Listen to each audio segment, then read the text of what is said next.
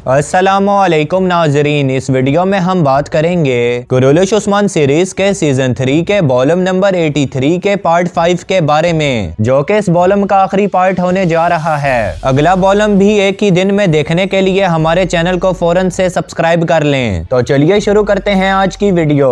इस एपिसोड के आगाज में हरमनकाया किले का मंजर सामने आता है, जहाँ पर गुंदूज साहब हरमनकाया किले के मनसब पर बैठे हुए होते हैं। इसी दौरान दरवाजा खुलता है और मिकाइल कोसिस अंदर दाखिल हो जाता है। कोसिस गुंदूज साहब को देखने के बाद हैरान हो जाता है। फिर गुंदूज साहब मिकाइल कोसिस को देखने के बाद खुशामदीद कहते हैं। कोसिस गुंदूज साहब से कहता है, जब से मेरी आंख खुली है मैं तब से इस किले में मौजूद रहा हूँ। यहाँ पर आपको मुझे खुशामदीद नहीं करना चाहिए था, बल्कि मुझे आपको खुशामदीद करना चाहिए था। गुंदूज साहब ये सुनने के बाद कहते हैं, तुम्हें ये बात याद रखनी होगी कोसिस कि यह किला मैंने खून बहाकर फतह किया है, और वो भी तुमसे नहीं बल्कि निकोला से फतह किया है। कोसिस ये सुनने के बाद हंसने लग जाता है और कहता है, जी हाँ, आप और निकोला, आप दोनों की आदतें एक जैसी हैं। आप दोनों ही अपने चाहने वालों के पीठ पीछे वार करते हैं। यह सुनने के बाद गुंदूज साहब खड़े हो जाते हैं और कहते हैं, मैंने किसी के भी पीठ पीछे वार नहीं किया कोसिस, और रही बात उस्मान की, तो वो मेरा और मेरे भाई का मामला था। तुम्हारा इस मामले के अंदर कोई भी काम नहीं है, तुम अपने काम से काम रखो। कोसिस यह सुनने के बाद कहता है, चलो ठीक है गुंदूस, बहुत कुछ हो गया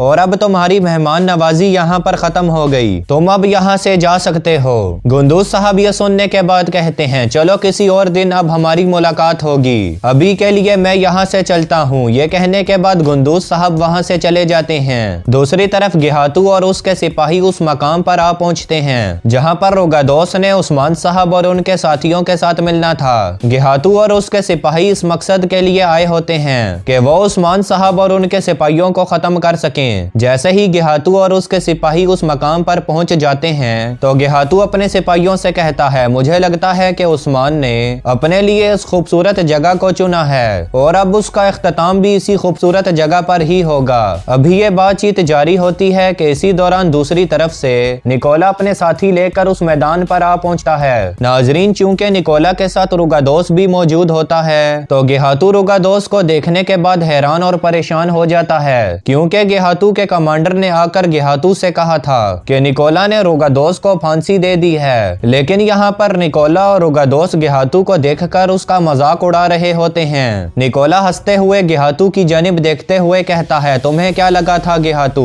कि मैंने वाकई ही में रुगादोस को मार दिया था? फिर वो गिहातू से कहता है, तुम परेशान क्यों लग रहे हो, क्या तुम्हारा आज आखिरी दिन है? गिहातू जवाबन कहता है, तुम गवर्नर लोग बहुत अच्छी बातें करते हो, तुम लोगों का बिल्कुल भी दिमाग काम नहीं करता। नाजरीन, गिहातू निकोला और रुगादोस की बातें सुनने के बाद समझ जाता है कि इन लोगों ने मेरे खिलाफ जाल बिछाया है, और उसे यकीन हो जाता है कि ये दोनों उस्मान साहब के साथ मिले हुए हैं। फिर गिहातू निकोला से पूछता है, क्या तुम सब उस्मान के साथ मिले हुए हो? यह सुनने के बाद निकोला जोर जोर से हंसने लगता है और पीछे की जानिब इशारा करता है, तो पीछे से उस्मान साहब और उनके साथी आ जाते हैं। इसके बाद उस्मान साहब गिहातू से कहते हैं, गिहातू, अब तुम पूरे तौर पर फंस चुके हो, तुम्हारा यहाँ से निकलने का कोई भी रास्ता नहीं है। इसी दौरान फ्लैशबैक सीन दिखाया जाता है जहाँ पर निकोला रुगादोस को फांसी लगा रहा होता है, और इसी दौरान रुगादोस एक चीज उठाकर अपनी गर्दन पर बंधी गई रस्सी के साथ लगा लेता है, जिसकी वजह से रुगादोस को कोई भी तकलीफ नहीं होती। यह सब निकोला का एक मंसूबा था कि वो गिहातू के कमांडर को गुमराह करके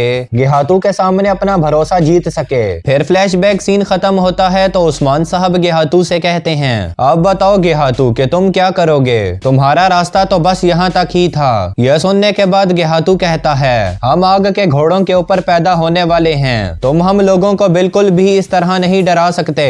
यह सुनने के बाद उस्मान साहब कहते हैं, हम भी बचपन से घोड़े चलाते आ रहे हैं, इस हवाले से तुम बेफिक्र रहो। इसी दौरान गुंगोर बेबी छुप कर यह सारा मंजर देख रहा होता है। वो उस्मान साहब को देखने के बाद अपने आप से कहता है, उस्मान, यह तुमने क्या किया है? तुमने तुर्कों को मट्टी में मिलाकर रख दिया, तुम सबसे अकेले होकर ये काम कर रहे हो, यह सब कुछ मैं बिल्कुल भी नहीं होने दूंगा। इधर गिहातू उस्मान साहब से कहता है, यह तमाम सरजमीनें, कोनियां और सब कुछ हम तुमसे छीन लेंगे, यह सब कुछ हमारा हो जाएगा उस्मान, हम पर हमला करने की गलती मत करना। यह सुनने के बाद उस्मान साहब कहते हैं, देख लेते हैं गिहातू के ये सरजमीनें किसकी होंगी और कौन इसका असल वारिस होगा। ये कहने के बाद उस्मान साहब गेहातू के करीब आने ही वाले होते हैं। इसी दौरान गेहातू के सिपाही नीचे गिरने लग जाते हैं। नाजरीन, यहाँ पर हम आपको बताते चलें, गंगौर जब गेहातू के ताजिर से मिला था तो उसने छुपके से उनकी अशिया में कुछ जहर मिला दिया था, जो कि मंगोल सिपाहियों ने खा लिया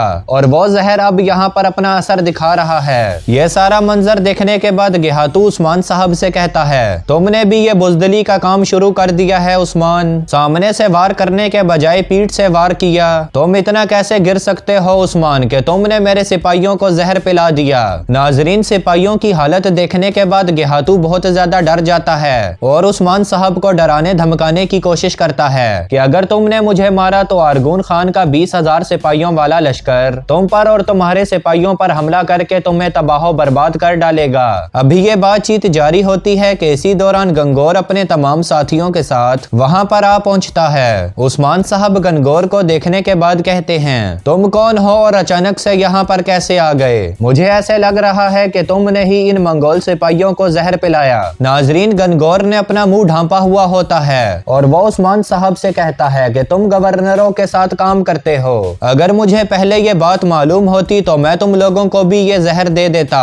इसके बाद उस्मान साहब अपना तीर कमान लेकर गेहातू की जानिब तीर फेंक देते हैं और उस्मान साहब का वो तीर सीधा जाकर गेहातू के सीने में लगता है। इसके बाद उस्मान साहब के सिपाहियों और गुंगार के सिपाहियों के दरमियान लड़ाई शुरू हो जाती है। गेहातू और उसके सिपाही इस मौके से फायदा उठाते हुए वहां से फरार हो जाते हैं, लेकिन इसी दौरान उस्मान साहब गेहातू को जाता हुआ देखकर उसके पीछे चले जाते हैं और फिर कुछ देर के बाद आगे जाकर उस्मान साहब और उनके सिपाही गेहातू को पकड़ लेते हैं और उसके सिपाहियों को मार देते हैं। यहाँ पर गेहातू और उसका अहम कमांडर बच जाते हैं। जैसे ही उस्मान साहब और उनके सिपाही इन्हें मारने ही वाले होते हैं तो इसी दौरान पीछे से गनगौर और उसके सिपाही पहुंच जाते हैं। गनगौर के सिपाही उस्मान साहब और उनके सिपाहियों पर तीर बरसाना शुरू हो जाते हैं, जिसकी वजह से उस्मान साहब और उनके काफी ज्यादा सिपाही जख्मी हो जाते हैं और फिर उस्मान साहब और उनके सिपाही दरख्तों के पीछे बैठकर उन्हें अपनी ढाल बना लेते हैं। फिर कुछ देर के बाद उस्मान साहब बाहर निकलकर गनगौर से पूछते हैं, तुम कौन हो और किसके लिए काम कर रहे हो? इस पर वो जवाबन कहता है कि हम तुर्कों के लिए काम करते हैं और इस वक्त हम यहाँ पर तुम्हें मारने के लिए आए हैं। यह सुनने के बाद उस्मान साहब मुस्कुराते हैं और उससे कहते हैं, चलो फिर आ जाओ, तुम्हारा भी शौक पूरा कर देते हैं। इसके बाद उन दोनों के दरमियान दोबारा से जंग शुरू हो जाती है। जब गनगौर और उस्मान साहब के सिपाही भी लड़ाई में मसरूफ हो जाते हैं तो इस मौके का फायदा उठाते हुए गेहातू और उसका एक अहम कमांडर वहां से फरार होने की कोशिश करते हैं और आखिरकार कुछ देर मजामत करने के बाद गेहातू और उसका कमांडर वहां से भागने में कामयाब हो जाते हैं। नाजरीन, इस जंग में आप देखेंगे कि रुगादोस उस्मान साहब की जानिब से लड़ रहा होता है। कुछ देर लड़ने के बाद वो सख्त जख्मी हो जाता है और वो लड़ते लड़ते जमीन पर गिर जाता है। फिर रुगादोस गिरने से पहले बोरान अल्प से माफी मांगता है कि तुम्हारी बीवी के साथ जो कुछ भी हुआ वो सब मेरी वजह से हुआ था। इसके बाद वो उस्मान साहब से कहता है कि इस बार मैं वाकई ही में मर रहा हूँ, लेकिन आज मेरे दिल में काफी तसल्ली है। मेरा दिल बहुत खुश है कि मैंने आज आपके साथ एक जंग लड़ी। अब मुझे अपनी मौत की कोई भी परवाह नहीं है। इधर निकोला तुर्गुत साहब से कहता है, गेहातू यहाँ से फरार हो गया है, हमें किसी भी तरह गेहातू को ढूंढ कर मारना होगा। इसके अलावा हमारे पास और कोई भी चारा नहीं है, क्योंकि अब उसने हमें देख लिया है। अगर वो अब जिंदा बचता है तो वो हम सब लोगों पर भारी पड़ जाएगा।